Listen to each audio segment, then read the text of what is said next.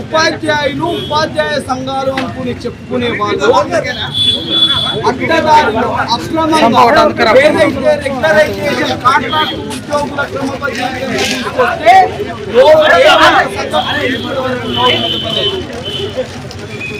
ఎమ్మెల్సీలకు వాళ్ళు మద్దతు పలుకుతుండ్రు, వాళ్ళకు వీళ్ళు మద్దతు పలుకుతుండ్రు. ఎందుకు జీవో నెంబర్ 16 వచ్చిందంటే ఒక్క టీచరు ఇప్పటి వరకు సమాధానం చెప్పాడు. ఒక్క టీచర్ అంటే ఒక్క టీచరు ఒక్క సంఘ ఎమ్మెల్సీ నాయకుడు కానీ ఆ ఎమ్మెల్సీలని తయారు చేస్తున్న ఏవైతే సంఘాలు ఉన్నాయో ఆ సంఘాలు కూడా బ్యాక్డోర్ ఎంప్లాయ్మెంట్ రద్దు చేయాలని ఇప్పటి వరకు అడగలేదు.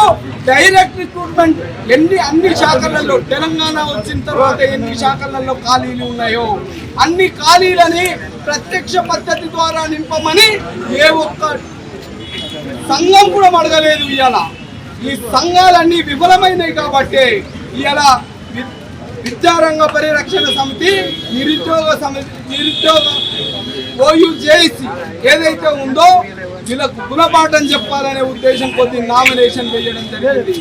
ఇలా మాకు ఎవ్వరూ వ్యతిరేకం కాదు, ఏ పార్టీ వచ్చినా కొట్లాడడానికి సిద్ధంగా ఉన్నాం. మా మీద ఏ బాధ లేదు, ఏ సంఘము లేదు, ఏ పార్టీ లేదు. మాకు మీరు ఓట్లేసే టీచర్లే బాసులు, మీకు మేము సేవకులు. ఈ పోస్ట్ ఒకవేళ మీరందరూ మాకు మద్దతు ఇచ్చి గెలిపిస్తే ఇన్ని రోజులు ఏదైతే ఉపాధ్యాయ సంఘాలలో ఉన్న నాయకులు ఎమ్మెల్సీలు అయిన తర్వాత చూసినాం, వల్ల పద్ధతులు చూసినాం, పనితీరు చూసినాం. ఇప్పుడు ఒకసారి ఉపాధ్యాయుల తరఫున ఒక నిరుద్యోగ ఏదైతే ఉన్న విద్యార్థి నేతను, ఉద్యమకారుణ్ణి, తర్వాత నిరుద్యోగ చేసి చైర్మన్ ఇయ్యాల ఒక అవకాశం ఇవ్వమని అడుగుతున్నాను. ఇలా ప్రభుత్వంలో జరిగే తప్పుడు పనులన్నీ ప్రశ్నించిన చరిత్ర మాకున్నది. ఎప్పుడు మేము చెప్పుకునే పరిస్థితి రావద్దనుకున్నాం, కానీ ఇలా వచ్చే పరిస్థితి తయారు చేసిండ్రు. ఇలా ఏదైతే ఈ ఎమ్మెల్సీ ఎన్నిక ఉందో మీరు ఇది మీ పోస్టు, నా పోస్టు, మీ పోస్టు. నేను ఒకవేళ మీరు గెలిపిస్తే ఈ 6 సంవత్సరాలకు మీకు నేను సర్వెంటుగా పనిచేస్తా. ఇలా ప్రతి ఆఫీస్కి ఎమ్మెల్సీ ఆఫీస్ కానీ ముఖ్యమంత్రి ఆఫీస్ కానీ మీరు పోవాల్సిన పరిస్థితి దాపరించింది. ఇలా నాలాంటి నిరుద్యోగ యువతని ఉద్యోగం కోసం నేను ఏదైతే కోరుకున్నానో, కలలు కన్నానో ఆ ఉద్యోగాన్ని రాకుండా పరిస్థితి తయారు చేసి ఇవాళ నేను ఎమ్మెల్సీ నామినేషన్ వేసేలాగా పరిస్థితి తయారు చేసిన వీళ్లకు ఎవరైతే ఇన్నేళ్లుగా మీ పేరు పప్పం కట్టుకుంటున్నారో వాళ్ళకు గుణపాఠం జరుగుతుంది. ఇలా మీ దగ్గరకు వచ్చి అప్లికేషన్ తీసుకునే రోజు వస్తుంది.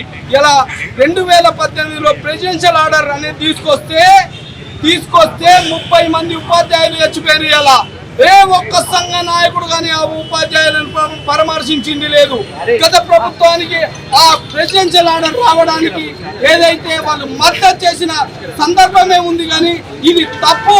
ఒకసారి క్యాడర్ ఆర్గనైజేషన్ అయిన తర్వాత రీఆర్గనైజేషన్ చేయకూడదు అని ఏ ఒక్క సంఘ నాయకుడు కానీ ఇలా దాన్ని వ్యతిరేకించలేదు. దాని కారణంగా 30 మంది ఉపాధ్యాయులు చచ్చిపోయారు. ఇలా ఏదైతే స్కూల్ ఎడ్యుకేషన్ నుంచి ఇంటర్మీడియట్ ఎడ్యుకేషన్కి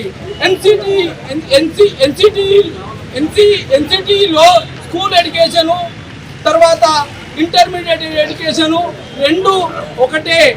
కేంద్ర విధానంలో కానీ కేంద్ర ప్రభుత్వం నడిపే విద్యా సంస్థలలో కానీ గురుకులాలలో కానీ మోడల్ స్కూళ్ళలో కానీ స్కూల్ ఎడ్యుకేషన్లో ఇంటర్మీడియట్ ఎడ్యుకేషన్ భాగం. కానీ ఒక కుట్రపూరితంగా 223 జీవో తీసుకొచ్చి ఇలా టీచర్లకు ఉపాధ్యాయులకు ప్రమోషన్లు లేకుండా చేసిర్రు. ఏళ్ల తరబడి జూనియర్ లెక్చరర్లకు ప్రమోషన్లు లేకుండా చేసిర్రు. ఇలా ఈ పాపము, ఈ ప్రపగండ ఏదైతే మేము సంఘ నాయకులమని చెప్పుకున్న ఈ నేతలు, ఈ ఎమ్మెల్సీలు, ఈ సంఘాలు